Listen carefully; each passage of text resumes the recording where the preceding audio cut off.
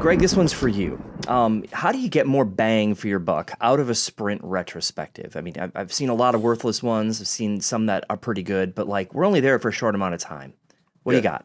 Yeah. Okay. Well, first off, don't do like one of the retrospectives I was part of with a consulting situation. I got a 10-minute invite to retrospective. I'm like, okay, 10 minutes must be a typo. I'm sure it's not going to be 10 minutes.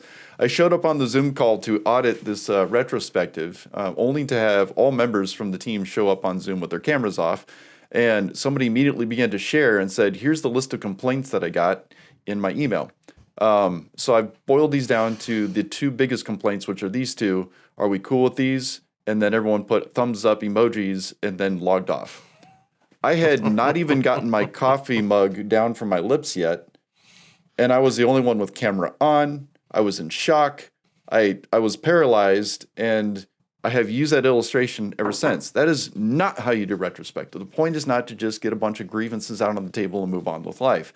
I like to explore things that get us to be unlocked and look at things from a different lens. So I like Jason's creativity angle, and sometimes I'll lean to things that give us very specific focus. I think one favorite sprint retrospective focus is to look at some of the components of empirical evidence and say, how are we doing with transparency this last sprint? Just like ask that question, like, what do you mean transparency? Like, right? Explore the ways in which we felt more information would have been helpful in our guidance, and just explore transparency. And it's amazing what comes up when you begin to just dig into the core of Scrum and saying, how did the last sprint go? It's too generic, too big. We might be able to get more done when we focus in one little thing at a time. So that's one angle I have. And I know, Jason, you've got stuff. Yeah. I've got a practical tip that is going to make some people really happy and some people really uncomfortable. And it all comes down to how do you feel about rules and coloring within the lines.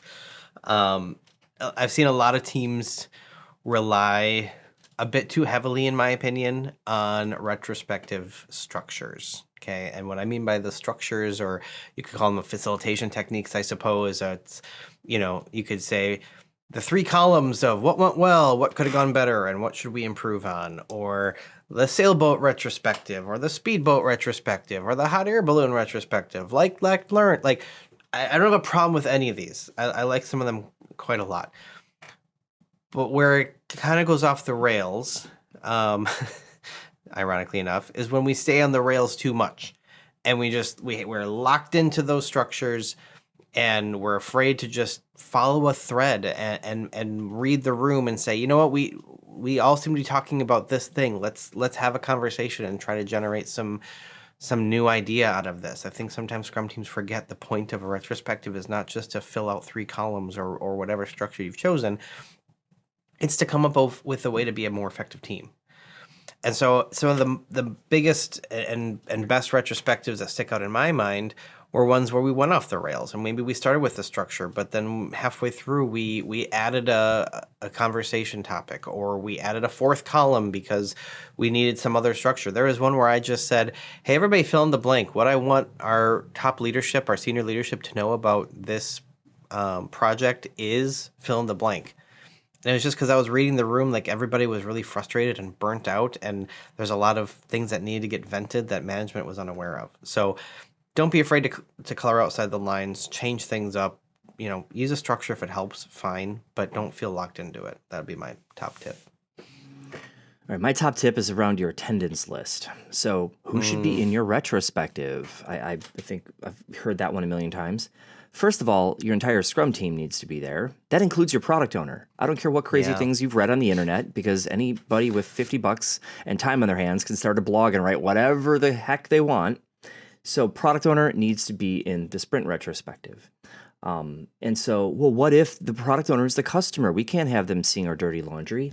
That's even more important to have your customer, who might be your product owner, in your retrospective, as they are part of this team now. And if you guys aren't in sync, I expect bad things to happen. I expect your client to ultimately be unhappy with what they get as a result of your efforts. Well, then who else should be there? Well, not your stakeholders. In general, your stakeholders have better things to do than sit there and hear about all the things that you guys did wrong throughout the sprint. And so why does this happen?